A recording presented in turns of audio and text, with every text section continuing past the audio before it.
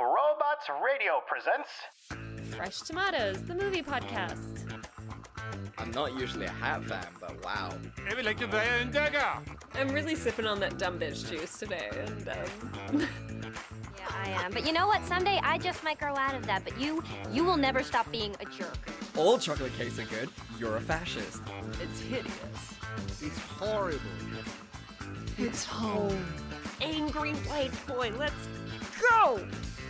Hello, and welcome to Fresh Tomatoes, the movie podcast, the only podcast that will delve into the mind of Nicolas Cage and come back up wanting more. That's Simone LaRue. And that's Chad Ekowitz. What a beautiful, understanding, loving introduction. I think Nick Cage is another reason why we do this podcast, right? Because is he a bad actor? Is he a good actor? Or is he just the actor? We just don't know. And this podcast is here to explore that. I feel like the more, obviously, we've been doing this podcast for a while. I don't want to humble brag, but it's been on air for a couple of years now. The longer we've done this, I feel like, you learn the nuances and you learn what to expect from different genres. And through that, I have also learned to have a deep appreciation for Nick Cage. Absolutely. I couldn't agree with you more. What would you say, describe the difference in yourself before the podcast with Nick Cage? How did you feel about Nick Cage before the podcast? And how do you feel about Nick Cage now? So before, I just thought Nick Cage was this kind of silly man who does these silly roles and then occasionally does something really fucking weird. And you're like, oh, I don't think I like that guy. And now I understand that that's all on purpose. Nick Cage walked into Hollywood with the goal of being as weird as fucking possible on TV. Yeah. And he became a star. Yeah. And I admire that. Absolutely. I love that for him. It is commendable. Yeah, it is commendable. I would hate to be his agent, or I would love to be his agent, actually. Yeah, I changed my mind. Because honestly, he just has to put his hand outside of his office window, and the first script that comes in, he just grabs it and just gives it to Nicolas Cage. Hey, Nick, do you want to do a weird movie where you think you become a vampire, and then you are a vampire, but not really, and it's kind of just like a comedy, but also not? Do you want to do that? Oh, yeah, yes, I'd love to do that. How do you feel about stealing the Declaration of Independence, Nick? Oh, I can't do it. I was gonna, and then I was like, ready. No, Simone. Step back. We need to know our limits. Yeah, I'm pretty sure that Nick Cage probably thought that this was a documentary rather than an actual movie, because I'm pretty sure he would probably want to steal the Declaration of Independence. Oh, he wouldn't hesitate. If he could do it. Yeah. So this week, it does sound like we're doing a Nick Cage week, but what we're actually doing is a National Treasure week. And I'm so glad that these movies got less than 50% on Rotten Tomatoes. I mean, in many ways, isn't Nick Cage a national treasure? Yes, in every way, Simone. And that was beautiful. What a beautiful sentiment. Oh, he is our treasure. And yeah, I'm so happy that we got to do these movies. Yes, They're so great. Yes. So let's get into it without any further ado. What are you drinking today? I, once more, am drinking just a lemonade, a homemade lemonade. I just forgot to get wine for today. And I don't have any lying around at the moment. So yeah, I'm sad about it, but I persevere.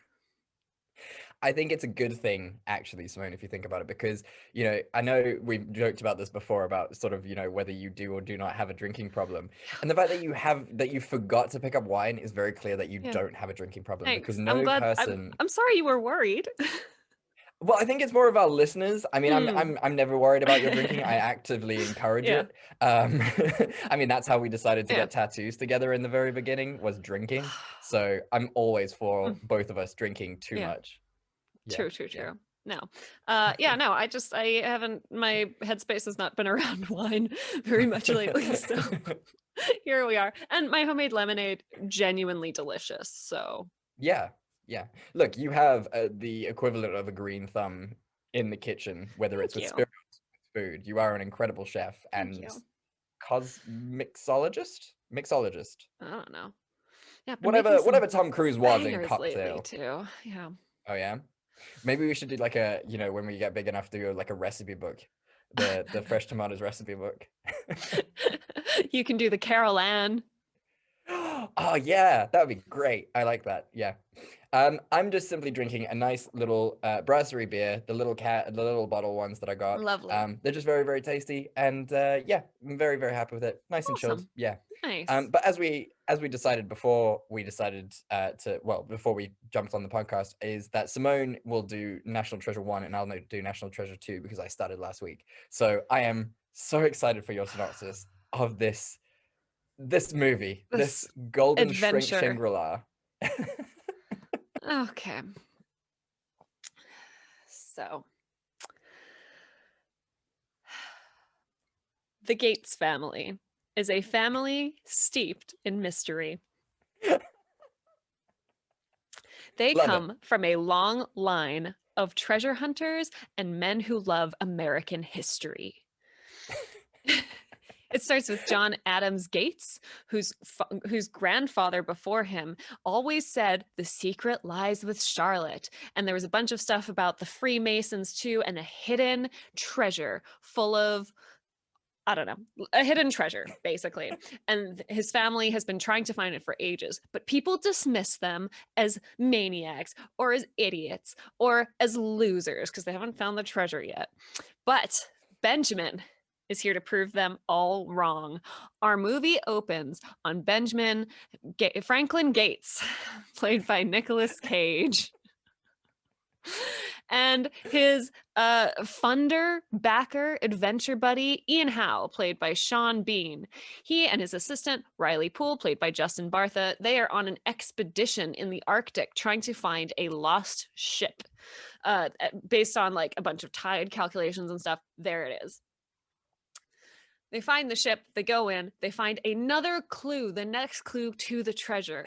They realize, though, that the clue is on the back of the Declaration of Independence.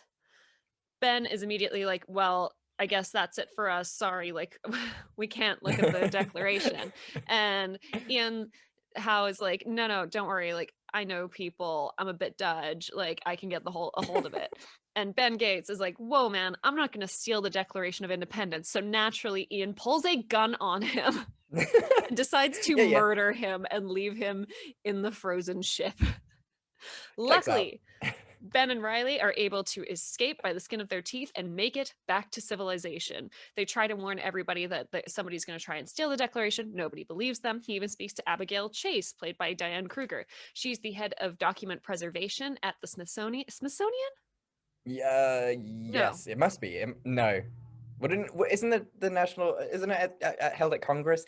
I don't fucking know. She preserves documents wherever American documents are shown. We crushed that. Yes. And she's like, don't even worry, it's not going to get stolen. So Ben Gates concludes that he, in order to rescue the Declaration of Independence, one of the most important documents in America's history, he needs to steal it first. So begins a wild cascade of adventures, including his dad, Patrick Gates, played by John Voight, who's like, no, this is crazy. All it ever is another clue. You're chasing nothing, but still like tags along a bunch. Yeah. Abigail Chase catches on to what he's doing. She tries to stop him. She ends up getting pulled in. The moment she sees a clue on the back of the Declaration of Independence, she's like, oh shit. Also, she's really mad that Ian Howe keeps like trying to kill them. So their journey takes them all over the place. It takes them through old letters. It takes them through to the Liberty Bell. It takes them through everywhere. Guys, they go to so many American landmarks and important American documents. Yeah. But like obscure documents as well. Like the do-good letters. Yeah. Obscure. Eventually, and like the whole time the FBI is also trying to catch up with them, headed by Agent Sadusky, played by Harvey Keitel. It all just sort of culminates in all of them finally like entering this tomb thing, going down. Sean Bean is like, hey, I'm gonna take this treasure, and Ben is like, no. And does Sean Bean die?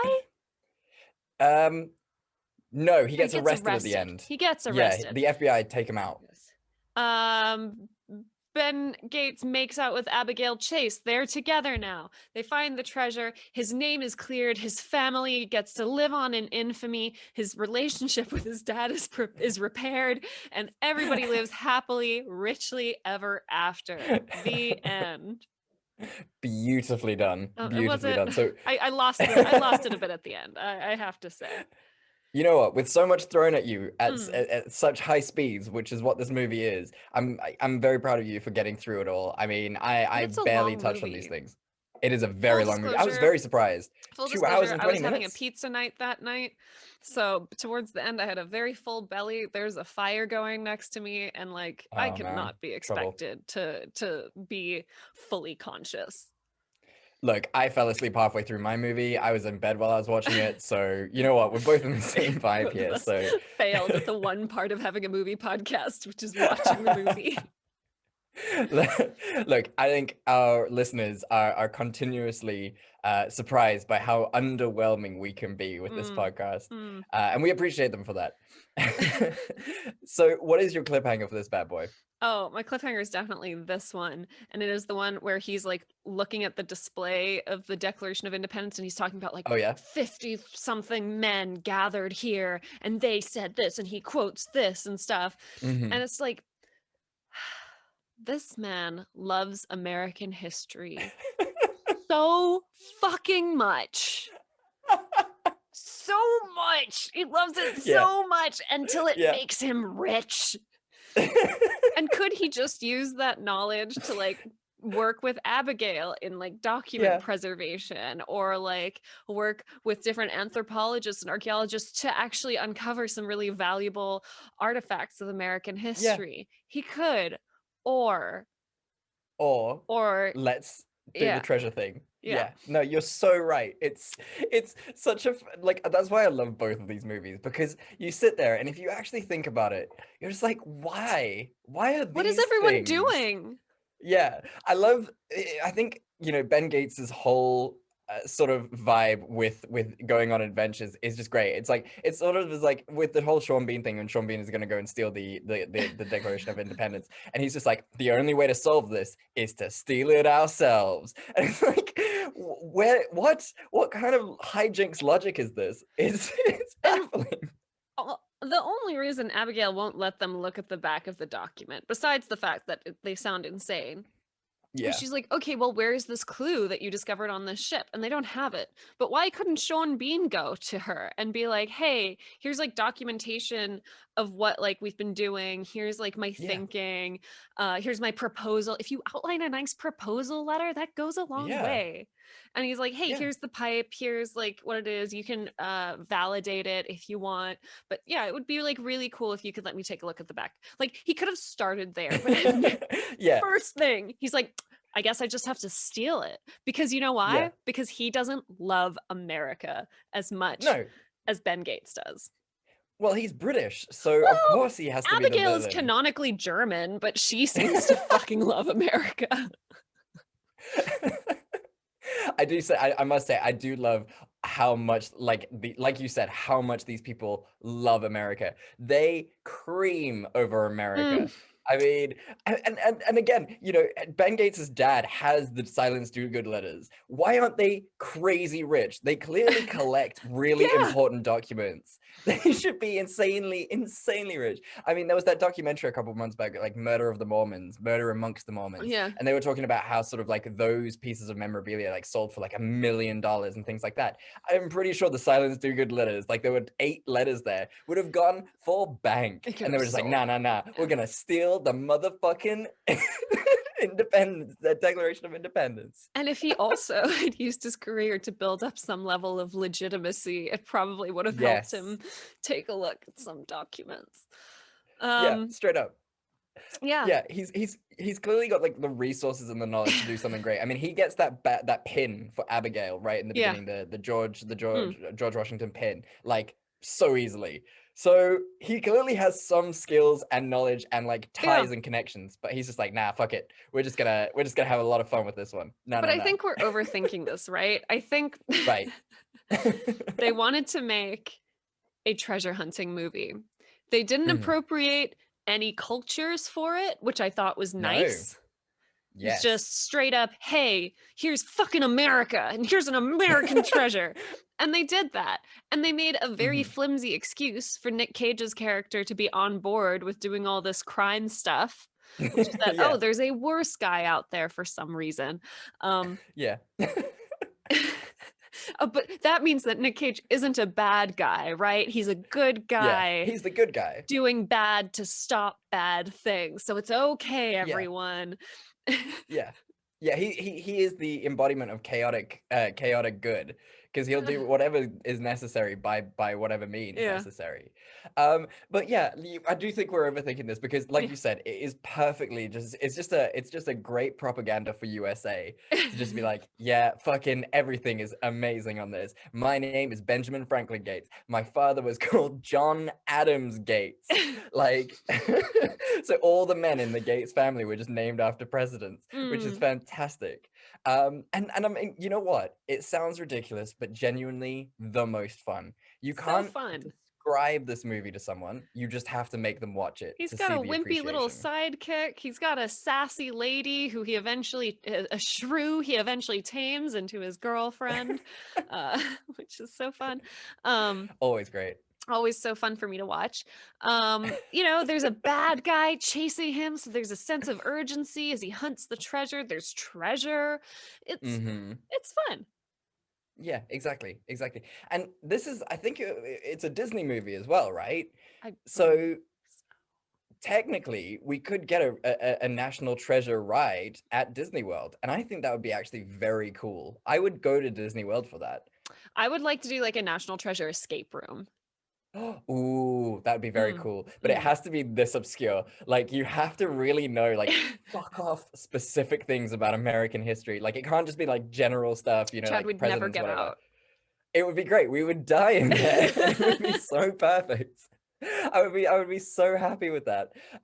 You know, it's like a prerequisite is you have to have, like, you know, at least a year's study of, you know, pre and post Civil War America just to get in. God, I'd fail at like the first hurdle. They'd be like, "Who was the fourth president of the United States?" And I don't know.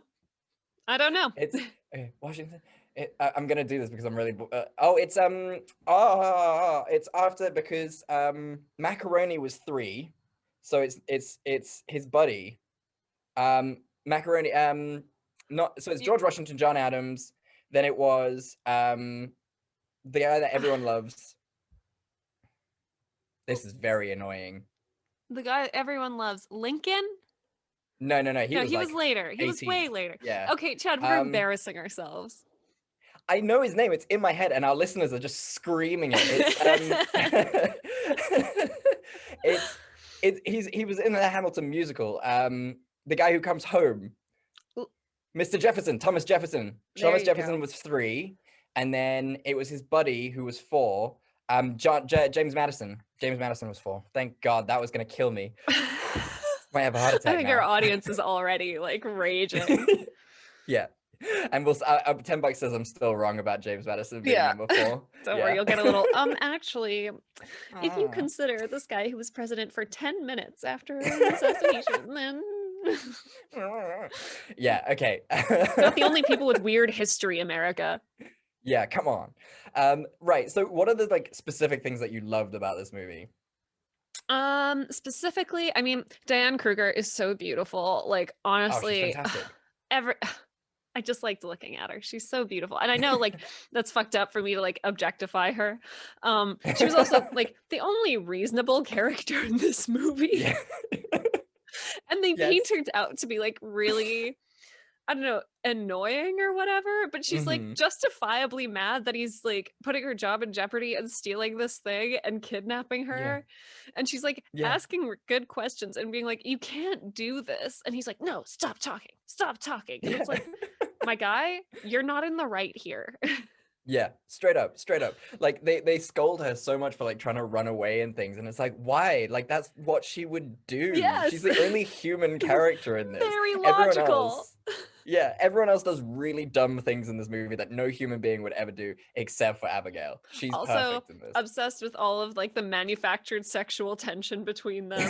Their faces are always weirdly close. And then when they're like changing out of their like gala wear into more casual clothes, the changing rooms they're using. The smallest doors I have ever seen on a changing room. You can see her head and shoulders above the door and like up to her knees at the bottom of the door. Yeah, Oh my they were God. designed by a very sexy I would architect. never try anything on in that store. Are you kidding me? I'm tall. No. Yeah, exactly. And it's really funny because like they're slated as well. Like they've got slats in them. Yeah. So like, does that mean, you know, that there's like a little gap where you can see things? They're made by a very exhibitionist architect. And I understand it was all like manufactured, like, ooh, look at them, they're naked, but they're separated and they're like bonding. But I was just like, that is just wildly uncomfortable. Yeah. No, I completely agree with you. And even though it is uncomfortable, those are the moments that I do actually love about this movie. I mean, there's that conversation with the when they go to pay for the clothes, and they're talking about sort of where to go next and the time where they have to go to the Liberty Bell and everything. And the lady behind the teller, she like takes his money and they have this really weird, such a static exchange where Nicolas Cage is like, you can have my watch. It's quite rare. It's very expensive if you give me the $100 bill. And it's like, why are we including this in a movie about and she's stealing treasure? Okay.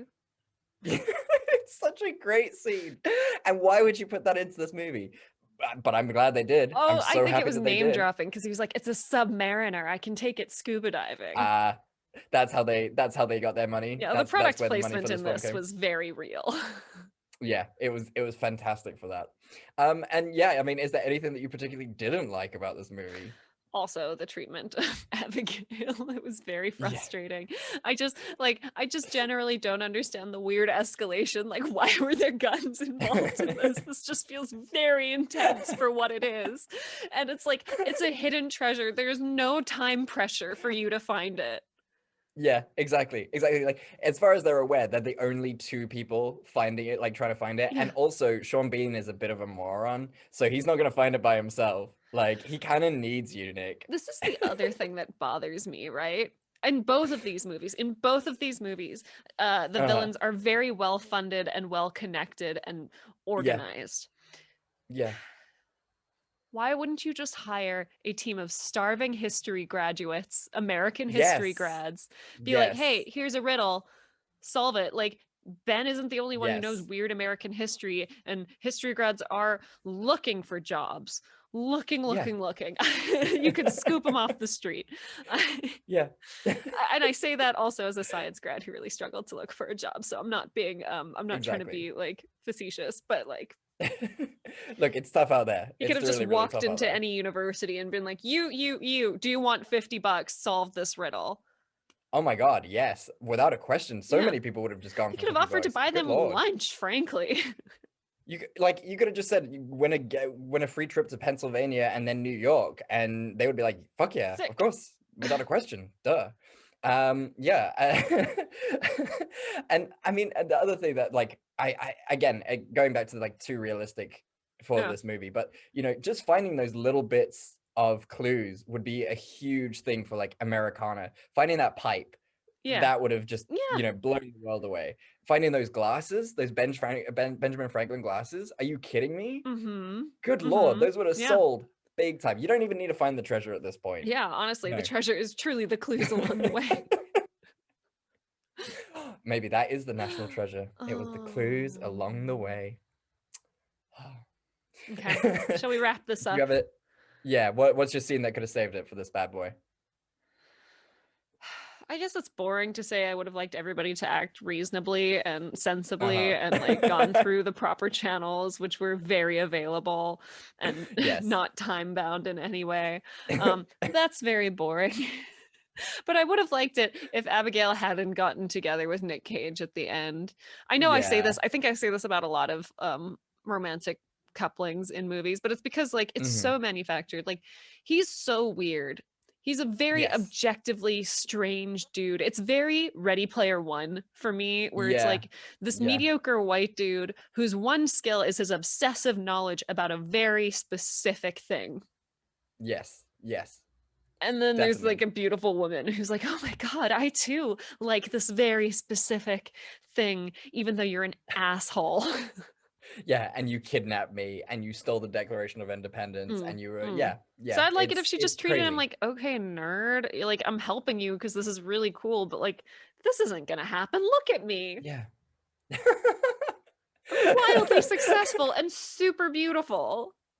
Yeah, and that's another thing, because Nicolas Cage is so crazy in this. They had to make the guy who was looking for Abigail's affection seem like such a dweeb and such a white bread kind of guy, Yeah, just like to make Nicolas Cage look cool. Yeah, like the dude who's not like, I think there's a buried treasure and there's a map on the Declaration. Like that's not the weirdo. Come on. Yeah, exactly.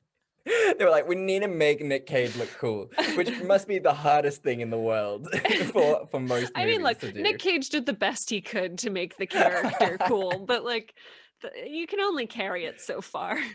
That's true. That's true. Not a better actor could have done it. That's for sure. Yeah. No. Yeah.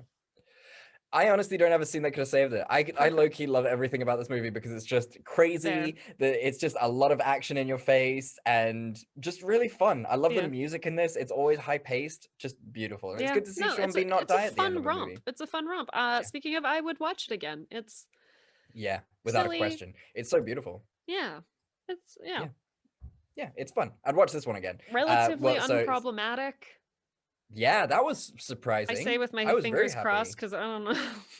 I don't know if there was like some whitewashing of the facts that happened there. Like I truly don't know. Well, I mean, we know that most of the presidents were slave owners, so I mean, actually, he's wrong to like or admire any of them if you think about it. All American history is steeped in horrible, horrible things, so we shouldn't romanticize it. No. Well, there you have it. National Treasure 1. How fun. Fun. Shall I tell you about the lesser celebrated second please explain this movie to me. I literally woke up in the middle of the night last night being like, wait, hang on a fucking second. Why? I think that's the biggest question for this movie is why. Yeah. Okay. It has now been several years since Ben Gates, played by Nicolas Cage, found the Templar treasure with the help of his best friend Riley Poole, played by Justin Bartha, and his girlfriend Abigail Chase, played by Diane Kruger. Unfortunately, things aren't great for the gang. Ben and Abigail have split up, and Riley has basically lost all of his money due to a tax fraud. But hey, things could be worse, and they will be. One day, Ben and his father are giving a speech at some university or museum about history and the Gates family when a man stands up and essentially accuses Ben's great-great-great-great-grandfather for being an accomplice in the assassination of President Abraham Lincoln. Obviously, this is very upsetting for the Gates family, especially because they had just cleared their name and were finally being taken seriously. And don't forget, because they love America so and because they fucking much. Love America! Yes, Lincoln! Yeah! So, the bad guy, Mitch Wilkinson, played by Ed Harris, is a direct descendant of the Confederate war general and has in his possession a really old piece of paper from the John Wilkes Booth diary, which implicates great-great-granddaddy Gates in the assassination. However, the Gates family believes that it's a lie, and the truth is that Granddaddy Gates' name was in the book because he was on the cusp of discovering a new treasure that had been buried just before the American Civil War and is allegedly even bigger than the Templar treasure. So, in order to clear his name, Ben Gates has to go and find the treasure. That is the only way it can happen. There is no other way to clear his name. Only way to clear his family's name. So, loads of his shenanigans ensue. Remember, and again, the villain is chasing him with a gun. It's unnecessary at best. Yeah. Oh, I do mention that at some point. Don't worry, don't worry. So, loads of shenanigans ensue. Ben and the gang visit Paris to visit the lesser-known Statue of Liberty because there's a clue on her flame. Then they're off to London to go find a clue located... Surely there are pictures online. No. Simone, you're someone wrong. has noticed. You have to fly a helicopter through Paris. A drone with better quality, better camera quality in 2007 than most drones have now. You have to do it, and there's no problem because guess what? The Frenchman loves America. Yes, the French famously love Americans. The only policeman in the whole of France who just loves America. Oh, he fucking goes nuts for it. I have a whole thing about this scene. Just carry on. I'm so excited. We're getting off track. We'll never finish the synopsis at this point. So after Paris, they're off to London to go find a clue located on the Queen's personal office desk.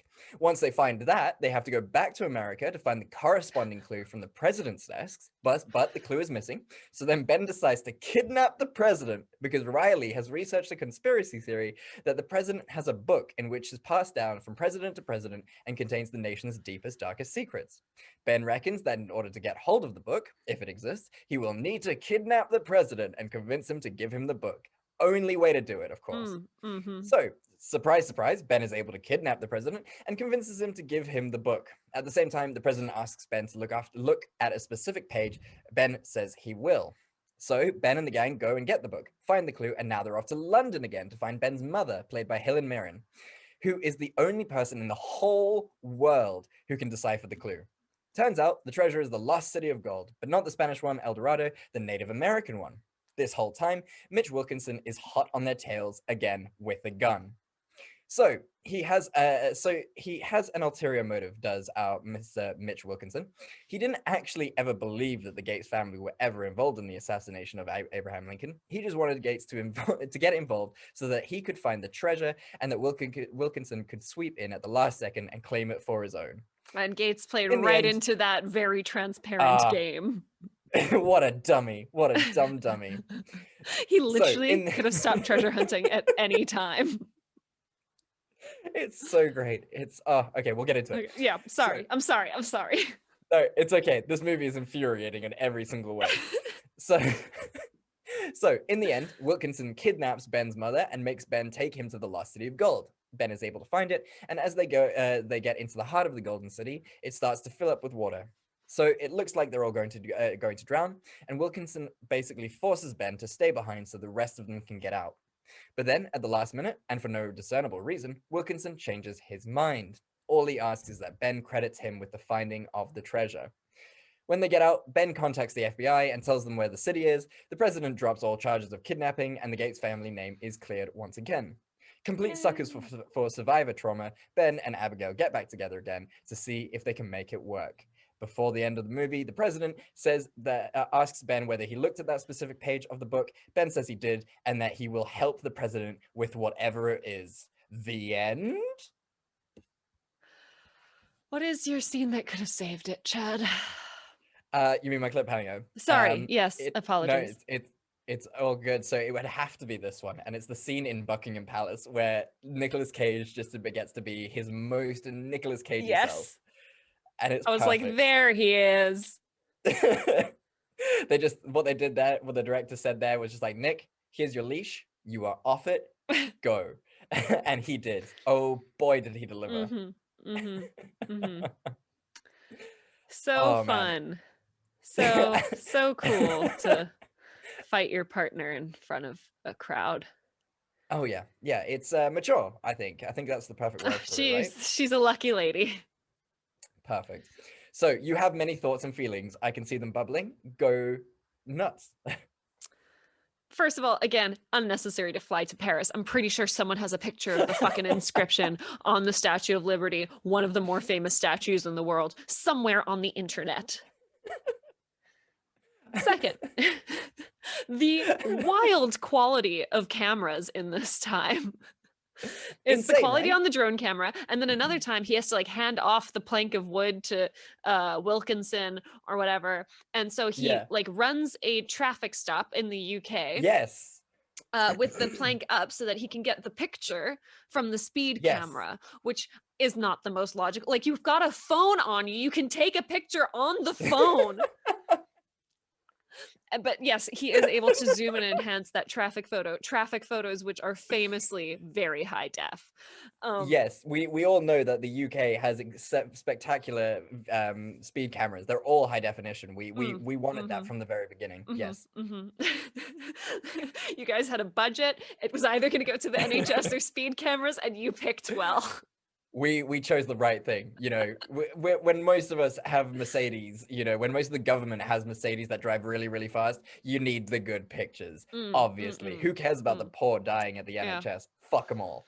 Yes. And the only reason he gets the clue about the two desks is because the French policemen, who are not professional translators, translate whatever the French word is. We don't get to see the French inscription really, or at least I didn't look very hard. They're like, oh, it means resolute. And he's like, ah, yes, like the ship, the Resolute. It's like, Yeah. that is one translation, my guy. Like, they could have used several different words. Like, yes. For you to like French. Hang off this is very specific. Yeah, French is famously good at using the same word for different meanings. So yeah, English, you know, like yeah, good point. Yeah, you have a really good point there. I think that is also something. I mean, it's something we didn't mention for the first one, but watching Ben Gates go through his process of trying to figure out the clues may be my favorite thing of all time. Oh my god, it's him so just funny. Like screaming into the void and hoping he hears the echo is chef's kiss. But you know what? It's fun. He loves American history. He's a genius. Like, we can move swiftly along. We can move past that. To the needless complications. Why are people after him? Because he kidnapped the president. All the president has to do is be like, hey guys, sorry, we actually got trapped in this tunnel. We worked our way out. He didn't kidnap me. It's not a big deal. Let's all laugh about it. That's all the president had to do. That's what Obama would have done. Obama would have been really cool about it. But this president was like, good luck. My boys are coming after you. For what? If Obama was the president with Nick Cage, he would have just gone along with it and just like gone for the whole adventure. Oh yeah. And it would have just been the best romp ever. I would have loved to have watched that. Just Obama and Nick Cage finding national treasures together. Just perfect. Yeah. I mean, I think that's another thing, right? It is just outrageous from start to finish. Like, they took the outrageousness from the first one and they were just like, right, we don't need a plot, we're just gonna have a guy accuse the Gates family of some bullshit, and then it's just gonna be more treasure hunting. We don't need a script, we don't need a plan, just go with it. Fuck it, let's just, you know, we've got a bigger budget, we don't have to stay in America now, we can go to London, we can go to Paris. Beautiful, fine, fuck it, why not? Let's just go nuts. I also want to point out the incredible irony and lack of self-awareness that this white man is very concerned about his family's murderous legacy as he hunts for a Native American treasure. Yeah. But I guess it's only a murderous legacy if he murdered one white guy. Oh yeah, and it's because it's the white guy, isn't it? You know, not the millions of you know, Native Americans who died. They keep talking about how they discovered the treasure, and it's like, you didn't though. Native people put the treasure there and hid it so that white guys wouldn't find it. So yeah. It's a bit insensitive. It would have been great if just at the end, like a post-credit roll, just like, you know, the Native American people coming to like Congress and be like, well, this is ours. Like, you know, it's a Native American treasure, this belongs right? to us. This is ours. We can decide if we want to donate it to a museum for further study, but these are actually deeply culturally relevant to us and should be returned.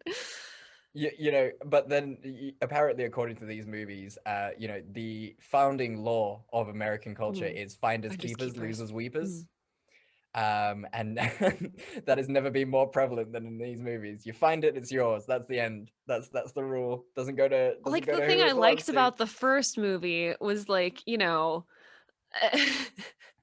it was like, yeah, he's an American dude looking for American shit.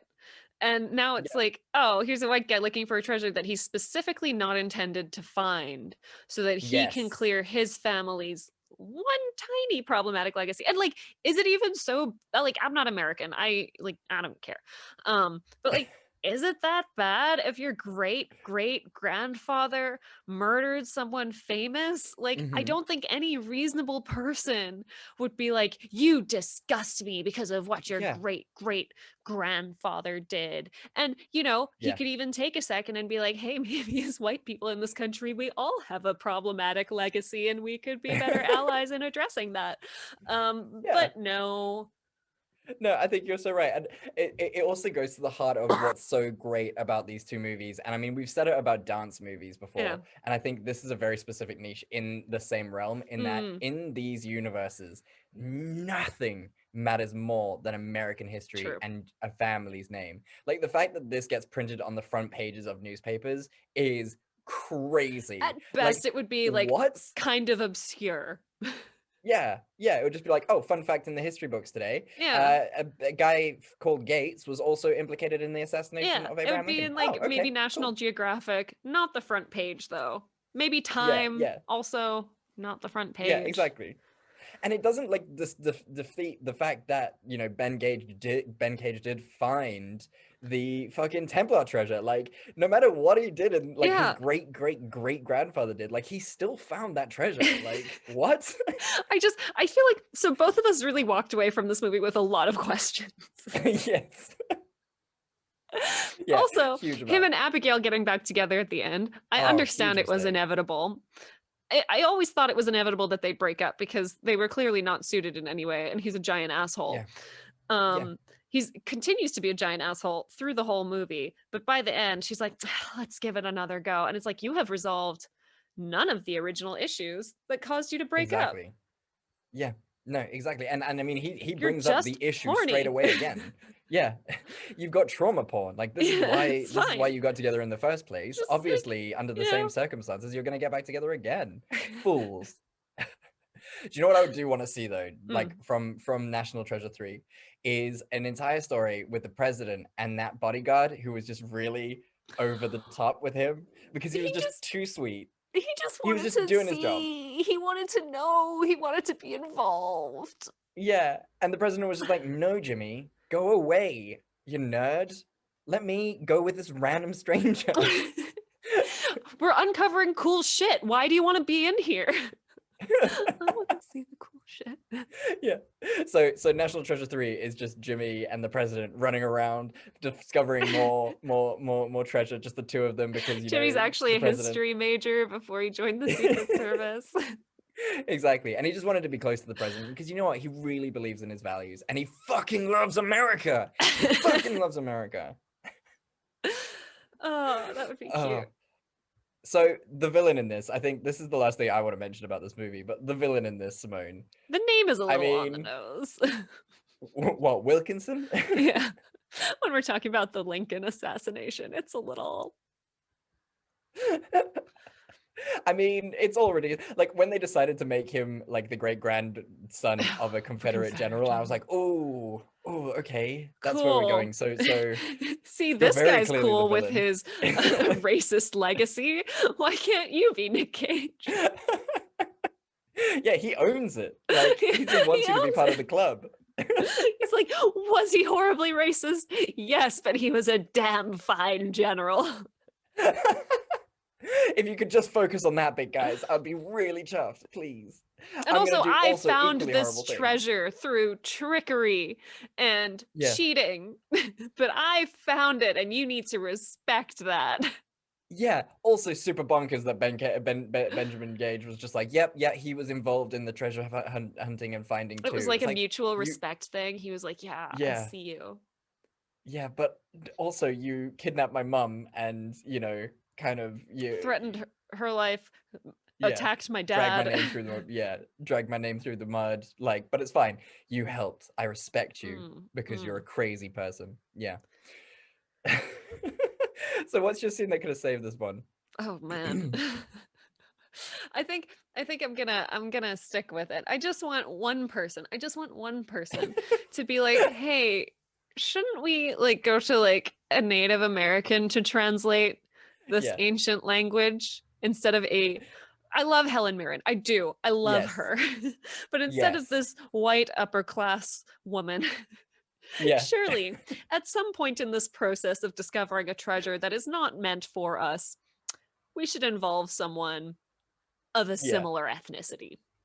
Yeah, exactly. Even if it's just a like we cool kind of conversation. These where movies it's just in like, general look, we're hunting. Are incredibly white. Yeah. Oh my goodness. Good Lord. Yeah.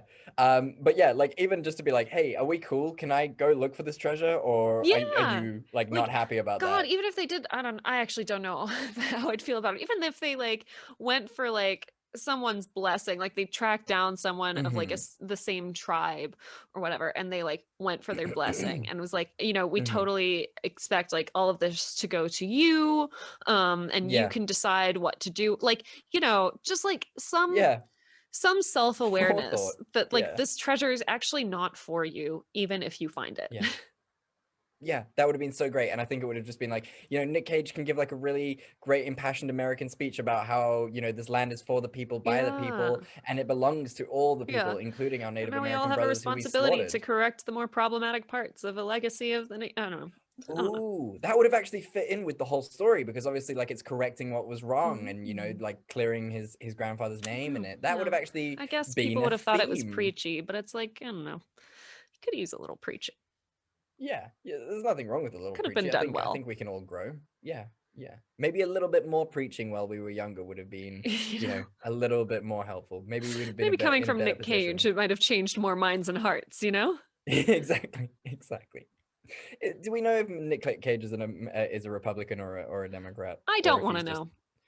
Is he just an ethereal being above all of this, and he can't vote? I truly have no idea, and I'm not convinced that I would want to talk to him about politics in any real sense. The man owned a castle. Like, also, we're supposed to be very understanding of Riley at the beginning when like he loses all his money because he was trying to evade taxes. He was trying to do tax evasion. Okay, to be fair, he was trying to, his accountant was just really bad at it. Sorry. Yes, he wasn't even good at tax to try and evade tax. Yes, you have a good point. I was going to jump to Riley's defense there, but no, you are right. Yeah, it was convoluted, and just you got to feel bad for the guy who's losing his Ferrari. Yeah. Oh no, he lost his Ferrari. He's got a book. He obviously got an advance on that book. Come on. Ugh. I just feel, and I mean, I've mentioned it as well, like the call to action in this movie is just ridiculous, and I just would have really liked a better call to action. Even if just like Wilkinson was just like, hey, I really appreciate you. Look what I've got. I've got this next clue for this treasure. Want to join? Literally all he had to do. Yeah, it's not like Nick Cage is reluctant to go on treasure hunting. It's very clear he loves doing it. Yeah. Yeah. It's crazy. Would you watch this one again? No, this one I found quite exhausting. The other one's like a fun romp. This one is just very fraught for me. Like I can't suspend my disbelief for this one. I have so many questions. It's too much. It's too much the other way. Like they took all what you enjoyed about the ridiculousness of number one and then just like destroyed it and just trashed it. And I completely agree with you. There's no point in watching this one. Like there is only one national treasure, and that's fine. That is okay. I think if you did want to check it out, I mean the scenes at the end where they're navigating this like temple, it's very Indiana Jones style, lots of like traps and things and death defying. That's worth checking out. That was cool and really well done. Don't think about it too much. That's about it. Yeah, that is the key. I think maybe that's the theme for this year's podcast so far, because that's kind of what we've been saying a lot recently, is don't think about it too much. Yeah. Well, there you have it, Simone. We've found the treasure, and it was inside us all along. Oh, that's the true national treasure. So tell me, what is your gratitude for this week? My gratitude for this week, and this is going to sound very vain, is I feel very lucky that we live in an age where like decent skincare is very available. My skin has been, we're going into winter now, so my skin has just been drier than the Sahara Desert. Like I've just been like, please, like I put expensive cream on you and nothing's happening. And it's just like great that I was able to just like pop to the shops quickly and be like, okay, what are things that I can do to help my skin feel better? And I found those things, and now my skin feels so much better, so much more moisturized. That's great. I look so nice. A couple years younger now, because when my skin was dry, I looked aged. Old crone? All those fine lines really popped out. We're popping. I must say though, for our non-YouTube listeners, Simone is recording in a very different place today, and this lighting is working. Good Lord, you look fantastic in this light. Thanks. It's very flattering light. I think this is the only light I felt comfortable for my skin at the moment. But it I'm is grateful. true. Like, I'm grateful that it's a thing. Yeah. I could do. Yeah. Yeah, absolutely. I mean, winter, the transition from summer to winter is just horrible on the skin. It's been brutal on me this year. Oof. I don't know. I don't Yeah. understand. Crazy. Yeah, for Yes. me, it's honestly, it's us and it's this podcast. I'm really grateful for us in this podcast. The last like 4 to 6 weeks, for some reason, every week that we've come to a recording, it's either we've had to delay it for like another Yeah. 3 days, or something's gone wrong. I mean, last week we didn't have a minisode and the main episode was a bit shit because my system just decided to not record my audio, so we had to do something about it. And I'm just really grateful for the fact that you and I have become so resilient with this podcast. Nothing can stop us getting an episode out on time. We like, will record. Barring death or disfigurement, nothing has stopped us yet from literally an actual natural recording. disaster delayed our recording a couple weeks that ago. was it. That was it, and we still were able to do it. And I'm just really grateful because, as we've discussed with people who are starting podcasts and are interested in podcasts, it is fuck off hard to consistently put out episodes. And with the amount of times that we've had to reschedule because of nonsense and ridiculous things, like you said, a natural disaster would kill most podcasts. Most podcasts would just go, fuck it, like this is too hard. But not us. We keep going, and I'm really grateful for that. I'm super grateful. I'm really proud of us. Yeah, this is a good podcast. I'm happy. Look at us. We just love committing so much. So then, Simone, what are we gonna do next week? It's a great question. I've got nothing. Shall we do? What did I think of? Yes. What if, because my friend's wedding is happening later this month, what if we did wedding episodes? Ooh, wedding movies. I like that. Okay. Ooh, okay. My computer is probably going to explode by this. Okay. What did this do?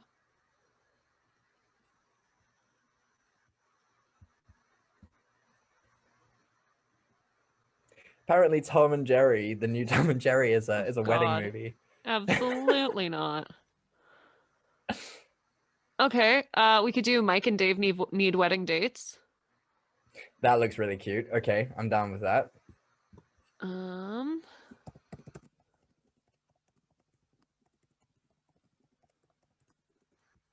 did Love Wedding Repeat do?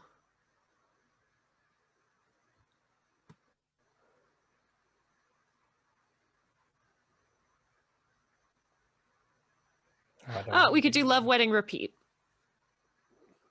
Okay, cool. It's on Netflix. Okay, cool. Sick. Love Wedding Repeat, yeah? Mm-hmm. And Mike and Dave need wedding dates. Yeah. Love Wedding. Perfect. Okay, cool. I'll intro it again. Cool. So, Simone, what are we going to do next week? So, later this month, one of my good friends is getting married, and I am a bridesmaid. So I feel like to get stoked, to get psyched, to remember how blessed I am to have normal friends, we should do a wedding week. We should do a wedding episode. Oh, yes. I am so about this. Love, commitment, all that kind of thing. Big wedding cake. Speaking of commitment, yes. Yes. Good. Oh, what a tie-in. Oh, wow. She's on Fuego. Look at us. Shit. It's like we planned it. We didn't. Oh, beautiful. We don't plan anything. We fall into these things.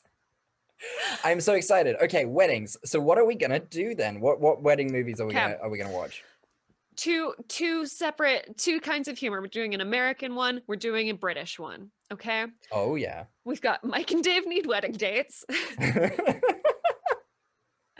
Yes. And we've got Love Wedding Repeat. What vastly different movies, but hey, that's why you come to this podcast, because we are the ones who put them together in the same theme. Yes, about it. Very exciting. Oh, damn. Oh, that's going to be a good weekend. I'm looking forward to it. Well, thank you guys so much for listening. We really do appreciate it. What do you guys think of National Treasure? Do you agree with our synopsis? What are your ideas for National Treasure 3? Please do let us know. And where can they do that, Simone? They can talk to us on Facebook or Instagram at Fresh Tomatoes Podcast, on Twitter at Fresh Tomatoes MP. They can email us at freshtomatoespodcast@gmail.com. Thank you guys. And also, if you don't mind, please do go like our podcast, give it a rating, give it a subscribe. And I know we're all, please do, please. And I know everyone's just coming out of a sort of a micro recession that might continue into a real big boy recession. But if you have a couple poons to swear, a couple of runs to spare, a couple of dollars to spare, please donate. Please support us. We would really, really appreciate it. It would be amazing if you did.